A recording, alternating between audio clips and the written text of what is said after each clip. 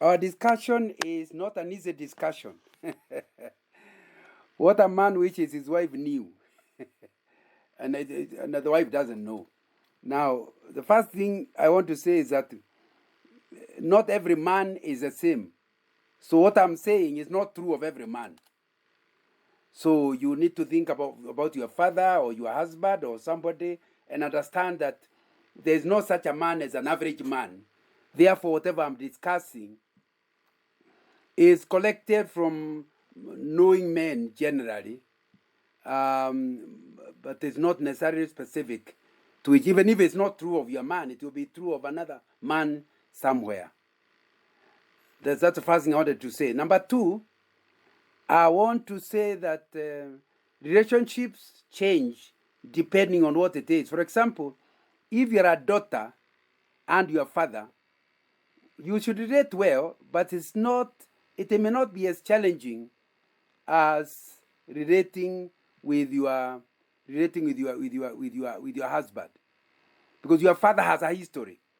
You remember the things he did for you as you are growing up, and so even when you want to be judgmental, you sometimes remember the things he did. Of course, you might also remember the things that he did not do. But now when you talk about baby daddies, which I wonder why somebody thought of a baby daddy. Baby daddy means you are talking to a sponsor. I pray you stop that relationship. It's not the kind of relationship you should be having. If that's what it means. But husband is what I'll concentrate my time on, because that's a person who you have to be with for life. Upende, usipende. Especially if you're a Christian woman who believes in the sanctity of marriage. So we really need to understand men as husbands. Brothers are important, but because you don't live with them as closely, it may not be as tough continuing to have a relationship with your brother because you only meet once in a while. The uncles, the same. They are not with you constantly, but you still need to relate well. But there are people who are not your fathers, but your father figures. They are mentors. And again, those should be easier to relate well because you make a choice on who that person is. And you can choose the person who was earlier the father figure in your life. So that may not be as difficult. But what I want you to know right at the beginning is that every man who studied the Bible wishes his wife was a Proverbs 31 woman. Virtuous. Of course, I'm not about to go through the whole text, but I've written several books on marriage, and my guess is that you will discover I've gone through Proverbs that one. If you pick any of my books, they're available in Amazon. One book is for single people saying how to find a life partner. The other book is telling you to differentiate your marriage. I call it Marriage, Christian or Traditional. My third book on marriage is talking about how to deal with conflicts in marriage. The fourth one is talking about the long-term view of marriage and the whole issue about divorce. And my recent book that came out only 2 weeks ago is called The Game of Marriage, how the partners can play the game well together to make their marriage fulfilling. So in one of those books, I'll be talking about the man and the woman. But let me go back to my point that everybody would like to have the virtuous woman, somebody of virtue. Then this is the kind of, every man is wishing that his heart will fully trust this woman. I'll keep repeating this issue. The thing that every man is looking for is a woman you can trust. There's nothing happening behind your back. And I think that will be something very difficult. And you also want a woman who considers a field and buys it, an investor, a woman who who is able to invest. In other words, she is a helper in terms of income generation, not a drain. That's what a man is looking for. And it's also, the man is also looking for a woman who is generous. I don't come home with a friend and then he says, you didn't book, we don't have enough food. It's a woman who is willing to share the little that is there with others. And a woman who will make you proud when you are with other men. You know, why will that happen? Because when she opens her mouth, it's full of wisdom. Everyone is so proud to have a wife like that. And she is not idle. She is not an idler and a gossiper. So what will be the result? You are always talking about your wife. There's so many good things about her. You are always talking about her.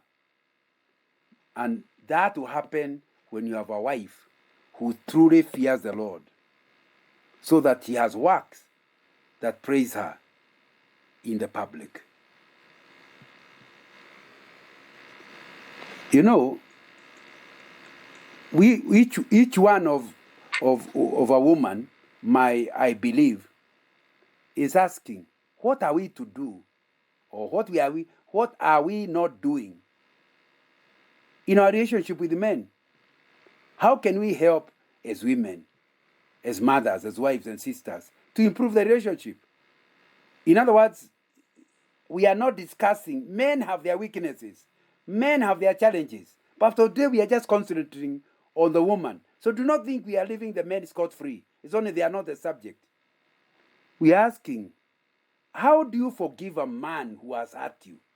Especially if that person happens to be a father, so that you have a good relationship with him. What are realistic expectations from the father's perspective? What does a father want of a daughter? What does a daughter want of? And we are also asking ourselves, how can we understand the man's point of view? If both of you are parents, what does a man think in parenting? What does a woman think about parenting? How do we bring it together?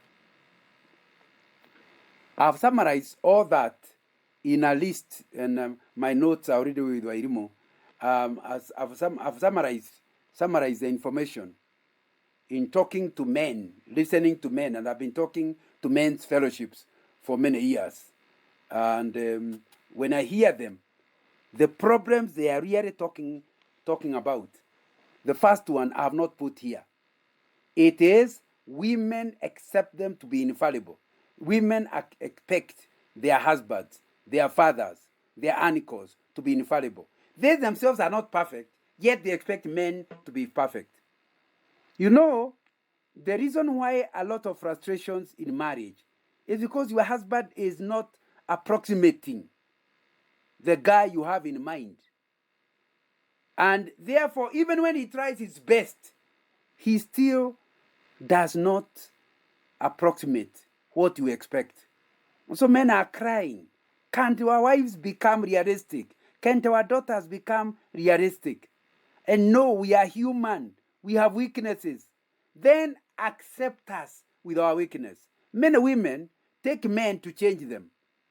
And some of our weaknesses are natural. That's what we are. So even if you work at us, we will still have the same personality. Because personality is not a choice. Personality is the way we are created. If we are quiet, you will not become talkative because you harass us.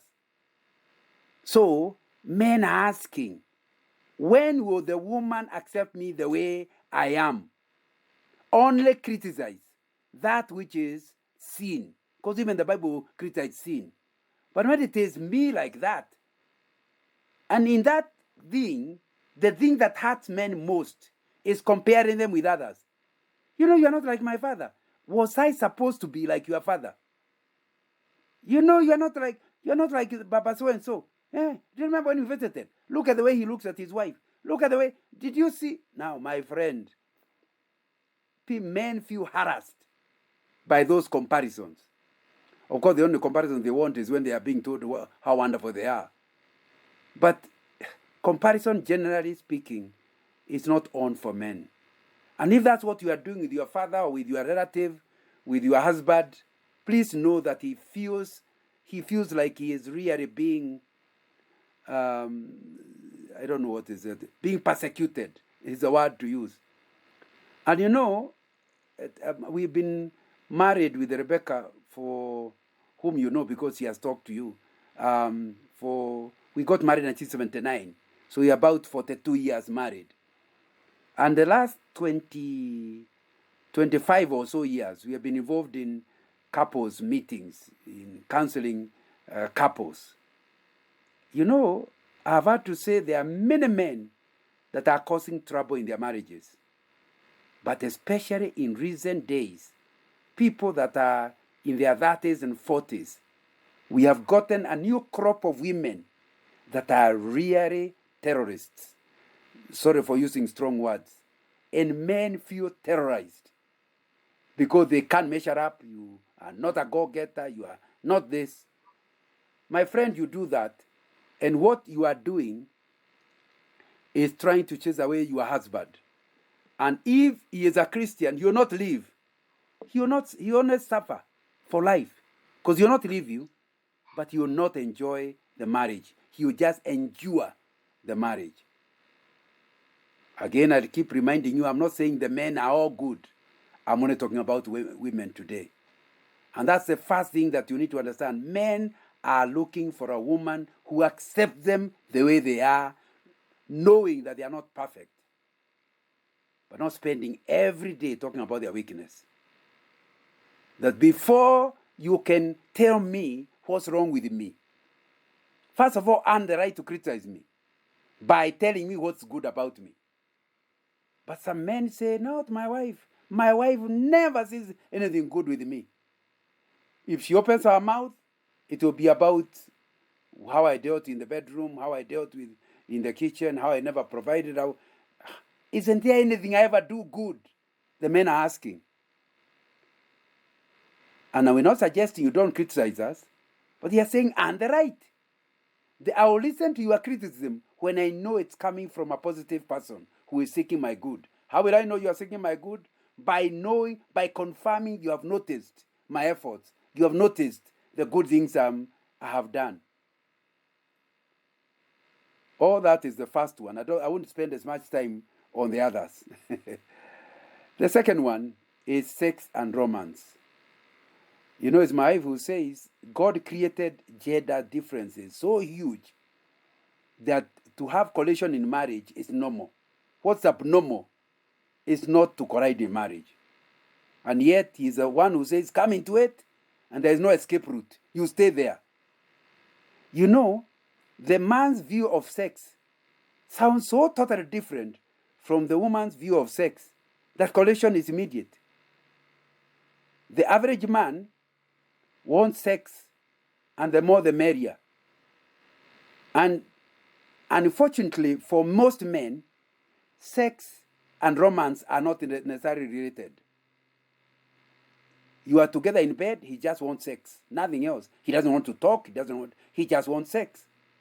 And he's so serious with the need of sex that if you do not become a wife who understands where he is coming from, your bedroom will become a war zone. But it's not because he's a bad person. It's simply because he's a man and you're a woman. For you, sex is romance. For it is something you build towards. But the man just wants to finish with it and sleep. So, if you need to come to where once in a while, you accept the man and have sex, even when you yourself don't want it.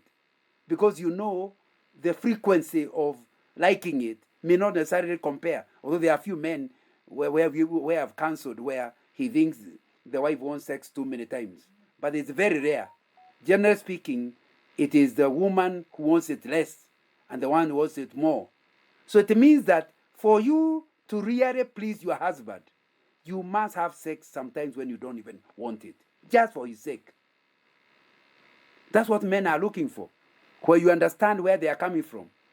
Of course, if men were hearing me, I would tell them clearly that the fact that your wife is not available for sex is no excuse for you to go to prostitutes or to have affairs. The Bible condemns it. But then Romans chapter 7, verse 1 to 4, is talking about sex in marriage. And it is telling women, in addition to men, but now we are talking about women, they don't have the freedom to refuse sex without a good reason. Just read for yourself. 1 Corinthians chapter 7, verse 4 and verse 5. So, what you're asking me, what are men looking for in a wife? They are looking for a person available for sex as often as possible, even when they themselves do not really want the sex. But I don't want you to misunderstand and think the men don't want romance. They like a woman who is romantic, plays with them, jokes with them, flirts with them. And they will be very, very happy when that happens from the man. But I wanted you to understand there are times a man wants sex, not romance. But romance is also in it. So you're asking what a man wants? That's what a man wants. He wants you to be romantic. He wants you to dress for him, which is my next point. But dressing for him is not the same as dressing for the public. So he does not expect you in a bed to look the way you look in your office. Doesn't want you to arrive home in all presentable to your boss. Then you come home, and even in the bedroom, we are wearing old socks on your head or something, that almost frightens him out of the bedroom. But the whole issue about presentation are therefore two separate ones. There's dressing for him, there's also dressing for the public. The same man who wants you to be romantic, by the way you dress, the way you behave in the bedroom, you will be thoroughly embarrassed if you were like that before his parents. So it's very, very, very risky when, as a woman, you start dressing in a way where your dress is too low from above, too high from below, and you are going to the public. Your husband wonders, is he trying to attract other men? What exactly why would she want to look like that in public? And that's something you have to ask yourself. And don't say he's being jealous.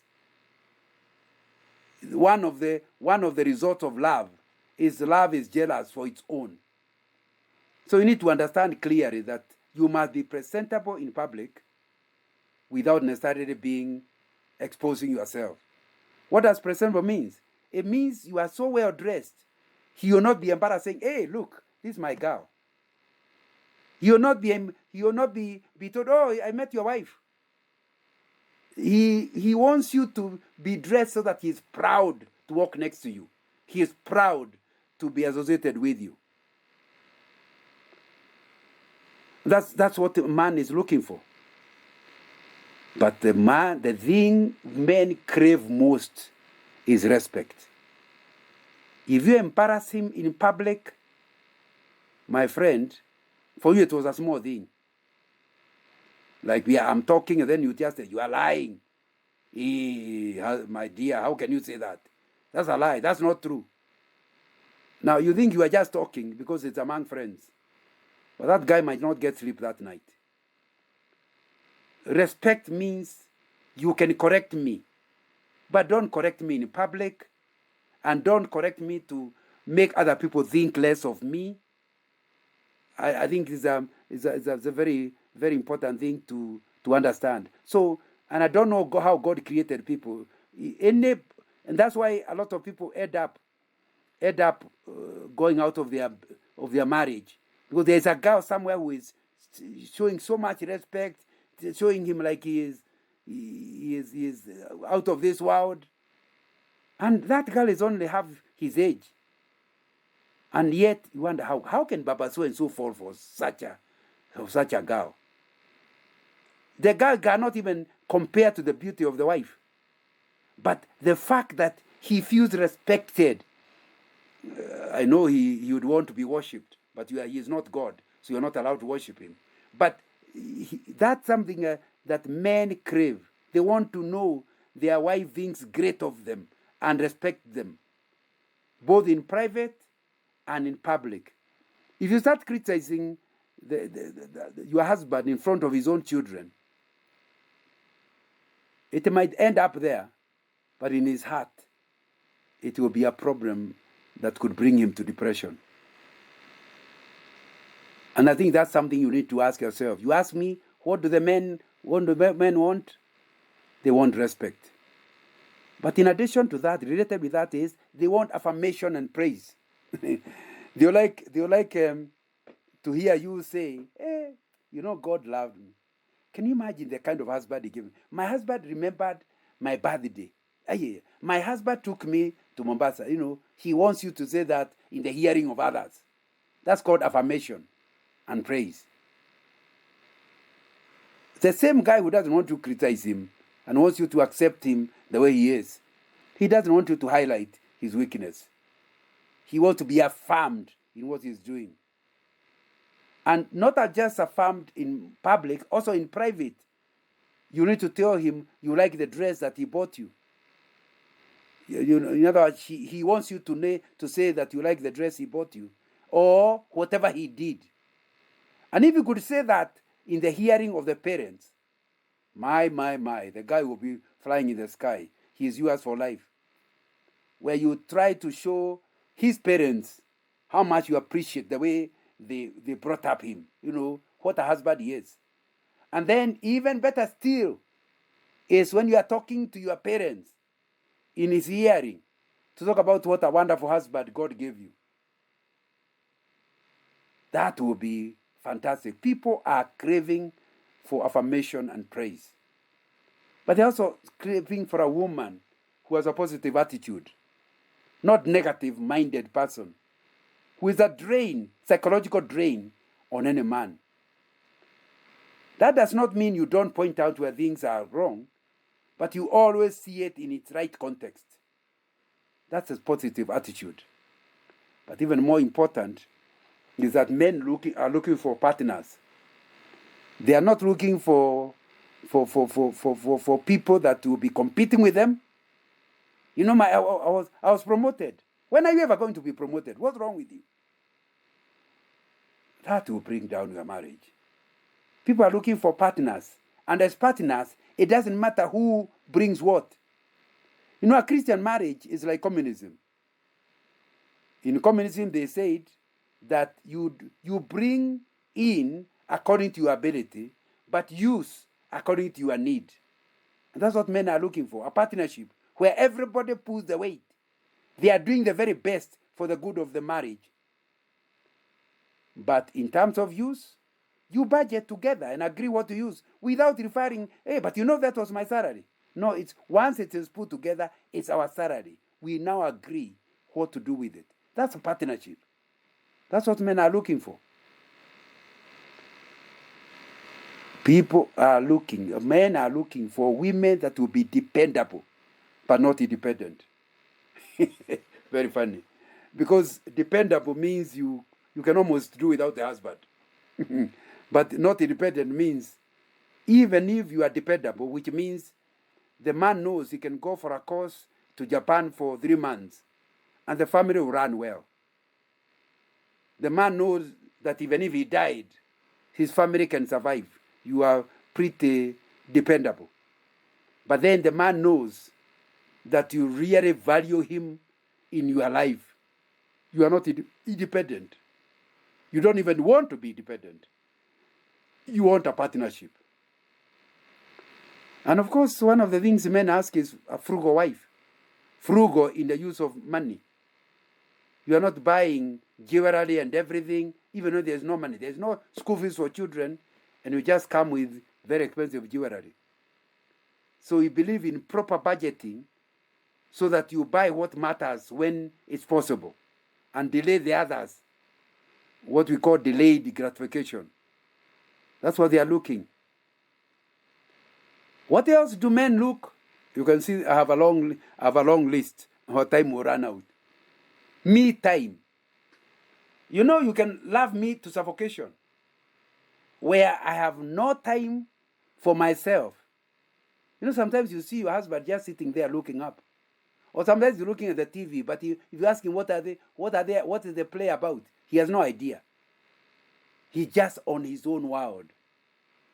And you will be happy to have a wife who can allow you to have your me time. When you realize I'm on my own, I'm not certainly thinking evil, but give me some time. Of course, if somebody wants me time all the time, that is a problem. But once in a while, you may need some 10, 15 minutes just to be on your own. Another thing men require is permission to have the boys' time. When can he meet other men? I hope not evil men. I mean, if he's a Christian, there should be other Christian men. And there's boys' talk. And it's not necessarily evil talk. And you need to, once in a while, say, hey, today is your boys' day. I am going shopping. And I'm on my own. He feels he's not feeling guilty for having time with the boys. Again, of course, it becomes too often. And when I talk in men's meeting, I tell them, when it becomes too often, there's a problem. But there's nothing wrong with having a boys' time. If only you don't make him guilty whenever he has a boys' time. Hey, but I can tell you the gift you can give him is that you love his mother. There are two powerful women in a man's life. One is a mother, the other is a wife. The desire of every man is that the two women will love and respect each other. One of the hardest decisions for a man is when a wife and a mother, his own mother, collide. Who does he side with? Again, in my book, Is Marriage Christian or Traditional? I give that example and say, the decision, I tell men, depends on whether you have a Christian marriage or traditional. In traditional marriage, if a woman ever collided with your mother, she left. In Kikuyu, women are called modomoka. It's a foreigner who has come. So if she annoys your mother, that's the end of the marriage. She leaves. In a Christian marriage, it's the other way around. Again, if your mother and your wife collide, your mother is the one who leaves. Because in a Christian marriage, a man left his mother, so the mother must have been visiting for the two women to collide. In that case, she goes back to her husband, your father. So there is you can see what you decide. But the decision will not be easy in any time. So, if you really want to please your husband, love his mother, respect his mother, and demonstrate it. That's what men are looking for in a woman. But one of the difficult things for women is the next one. That he is looking for a woman who can cover his shame. That means if there's something wrong, she doesn't go to advertise it. She covers his shame. Because the two are one, your embarrassment is his embarrassment. So she doesn't go talking about what are his weaknesses. But he's also looking for a woman who can be motherly to his own children. It's terrible when you realize your wife gave birth to children but hardly cares about them. So what are men looking for? A good mother to his children. But as I go towards finishing, all this is possible when you are forgiving. You don't keep, in 1 Corinthians chapter 13, we are told, love does not keep a record of wrongs. That means forgiving. So if you keep reminding me, do you remember what you did during our honeymoon? And then you repeated it when you visited your mother. The other day now you have just repeated it. My friend, that kind of a woman is a drain. You need to forgive and forget. I'm not suggesting you don't challenge issues. Challenge them. We solve them. Once they are sorted out, they should not play a role in the next quarrel.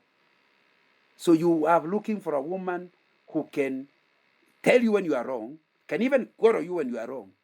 But once the matter is sorted out, they actually forgive you and can move on. And the worst thing you can do to your husband is to get interested in another man. Never. We want a woman who can never be unfaithful. It doesn't matter whether you as a man are bad in bed, she will not look for a partner. She accepts the problem you have to be with it, which will be a big sacrifice. There is never a justification for a woman to be unfaithful. And you can be unfaithful physically, you can also be unfaithful emotionally. There's another man, you are not sleeping with him, but he's the one you are telling all your problems. If your husband discovers that, he feels disrespected. He's unfaithful. You are emotionally, it is called emotional infidelity. And I think that's something that you need to tackle. And the last one, a man is looking for a woman who is not saying like a Kikuyu woman, my gray hair will not be seen in your home. No. He wants a woman who accepts problems, tackles them, but divorce and separation is not a word always repeated. Do you know? You know, I'll leave you now. My friend, that is not a woman a man wants. Somebody who is here but is looking for a way out. You might discover the man will leave him before you. The moment he realizes this marriage is not for life, he will be looking for how to replace you quickly. And that you have caused it by the kind of words you are talking, implying that you are not here to stay. I think you should deal with the problems, and that's not an issue. That's why I wrote a book on how to deal with conflicts in marriage. Because there are certainly going to be conflicts. They need to be dealt with. But the threat of divorce on a continuous basis, you're asking, what does a man want? He wants a woman who wants to deal with the problems, not to run away from the problems. Unfortunately, my time has far gone. I wanted to deal with the men. Admit that there are some men that are very easy to support. And you can tell this to your husbands. People who are loving are very easy to respect. Easy to cover shame. All the things I was saying, there are men you find very easy to apply. You know, people that are diligent, they may not be rich, but you know they are working themselves out. They are pulling their weight. It's much easier to support them. Then people who are visionary, they are not looking just to the level of their nose. They look at what's going to happen in the future. They not only are looking at your needs today, but your likely needs tomorrow. You're also looking for a man that is communicative. It's easy to support somebody who communicates, not somebody who gives you the silence treatment. But you're also looking for a man that is godly. These are men who are easy to support. But unfortunately, many of the men I'm asking you to support fit in this next category. They are ungodly. What does it mean? They go to church. They may even be elders in church. But you know, they don't have the fear of God. And since you live with them, you know that. They are very difficult to support. And yet, what I'm saying is, support them. Maybe the Bible says if you continue supporting them, the book of Peter is saying, it might turn them back to God. Some of the men I'm asking you to support are actually unfaithful. And of course, in these days of HIV/AIDS, that matter needs to be dealt with. I don't think you want to sleep with a man who slept with a stranger the previous night. But you can lovingly return him back to the fold. Of course, before you can sleep with him, you need to go for HIV tests. But it means that the kind of men we're asking you to support are not angels. But one of the ones that is a new type, I don't think it was there by the time we were getting married in 1970s. They are husbands who are dependents. They lose a job, they don't want to look for another. They expect the wife to work, and they have become housemen. We talk about housewives. There are men who have become housemen. Now, if they were housemen, but They are even helping at home. It helps. But these are people sitting watching TV continuously. Those become very difficult to tackle. And yet we are telling you to support them. Maybe by your love and counsel. Because you can, the other day, a woman rang me and said, I want you to talk to my husband. Can you become his mentor? Said that unless he's willing.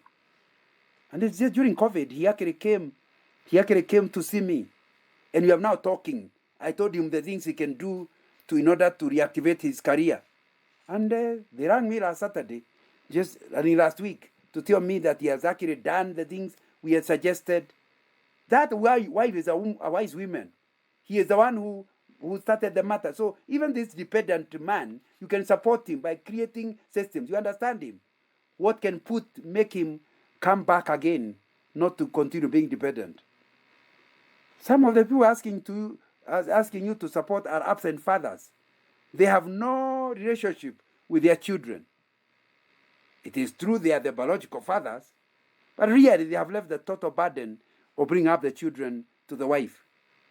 And this is a man you still must support. 3 things about these absent fathers. They still want the things I listed earlier. So one of the things you must do is remember your children will never get another father. Even if another man came to your life, he will not be their father. So you need to never talk negatively about somebody's father. And although she is your husband, she is your children's biological father. Talk positively of them. When you want to quarrel him, don't quarrel him in the presence of your children. Let your children have a very high regard for their father, although you know his weaknesses. They are not for sharing, and that will be important. Let your children. The other day, I was invited. I think it was taken University of Mombasa that asked me. I've never been asked that question among young people. The topic was how to handle your divorced parents, and that's a very difficult thing. So we are saying, for their sake, please find a way of living with this absent father. That will certainly be for good for your children.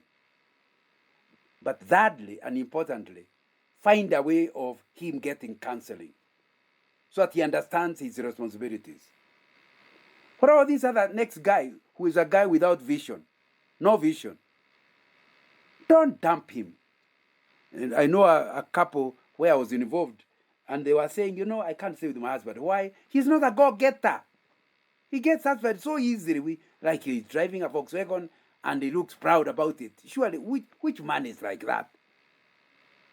And he has no vision, according to the... And by the way, finally, the lady divorced him. Now, you need to understand, the lady was asked, can you tell me something about him? Yeah, he is good. The children love him.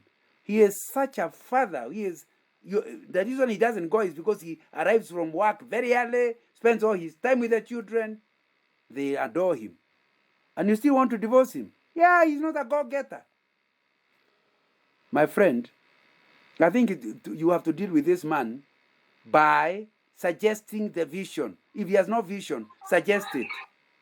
I'm not suggesting you become the head of the home, but you can lovingly, cleverly bring up ideas, which he can claim to be his, and you don't mind him claiming to be his ideas for the good of your family. And of course, there are people who are not loving. They don't love you anymore. And they are still your husbands. How do you deal with them? And then worst of all, there are husbands who are not team players. They are competing with you, even when you try to be good to them. So as I finish, I want us to have a time for discussion.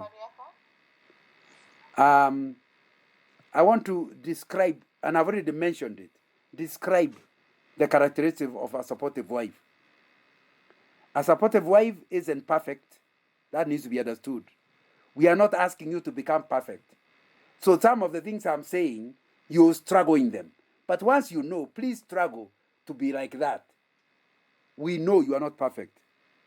But you must be ever working to build up your relationship with with your man. But you are seeking God's help for that. So we agree. It's not going to be easy. But why? If you decide it's a good thing to be, then you seek God's help in it. Next, you are committed to having a strong personal relationship with Jesus Christ. You know, you need to be a keeper because you put God and your marriage first. So I think that's something that you need to look at.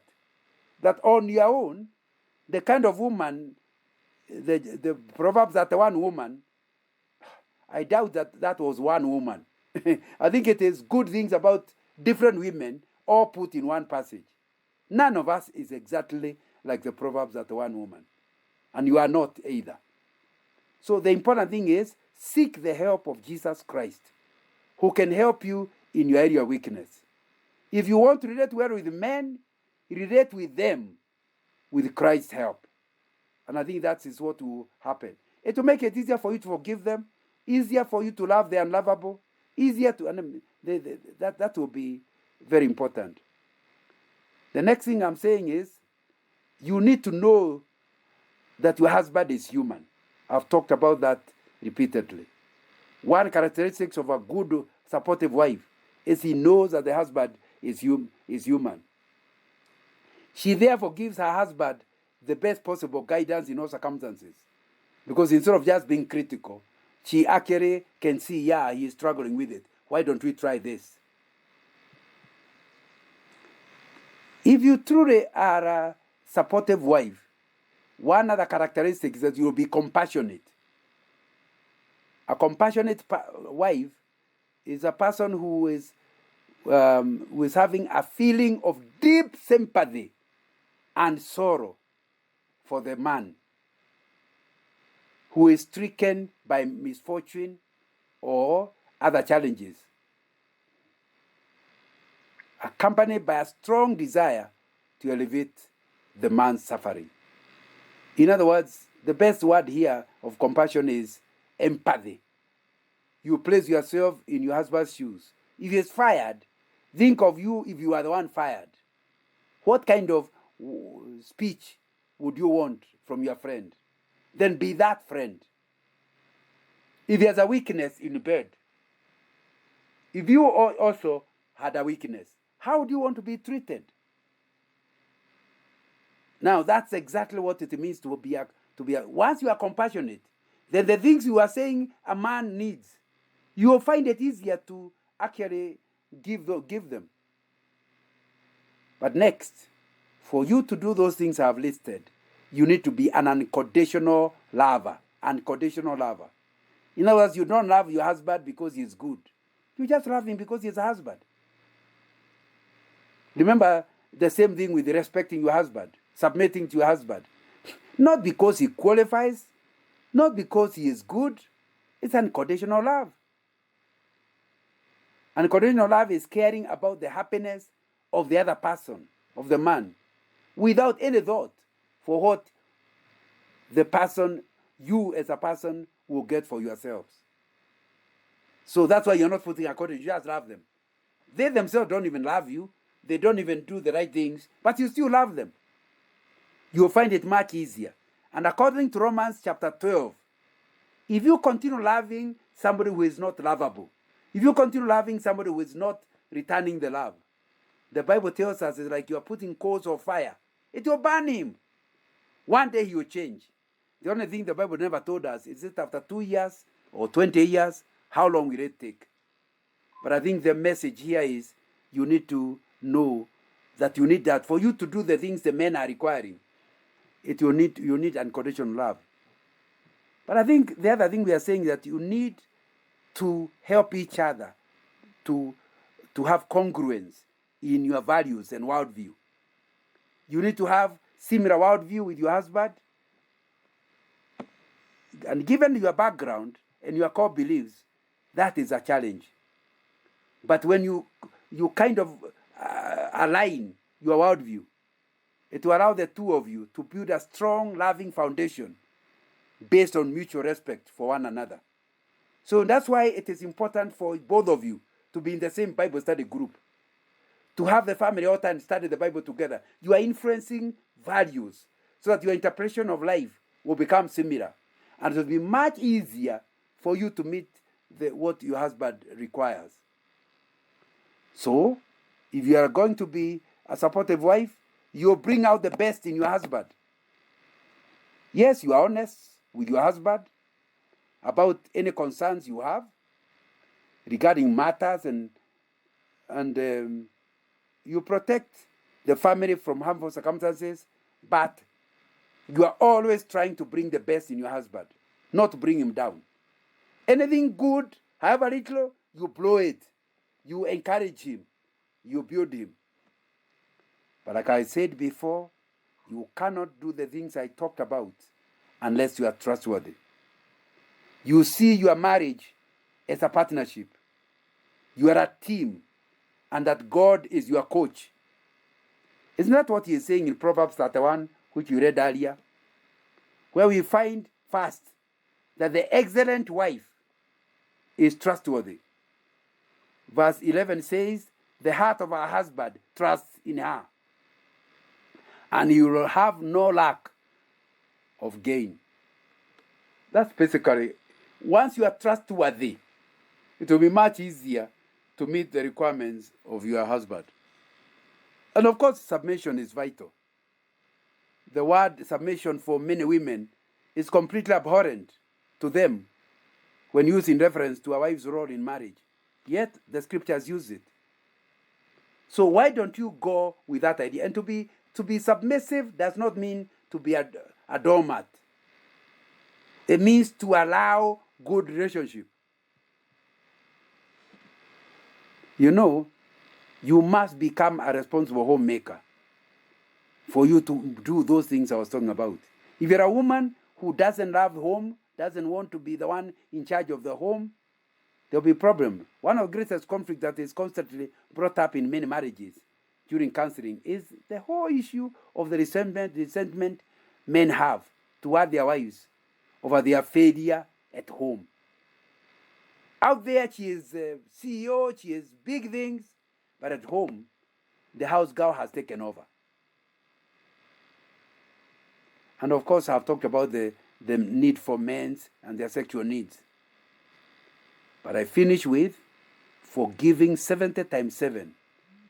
Never be revengeful, yet not a doormat. Instead, you follow James Dobson, has written a book called Love Must Be Tough. Tough love means you love somebody enough to correct them.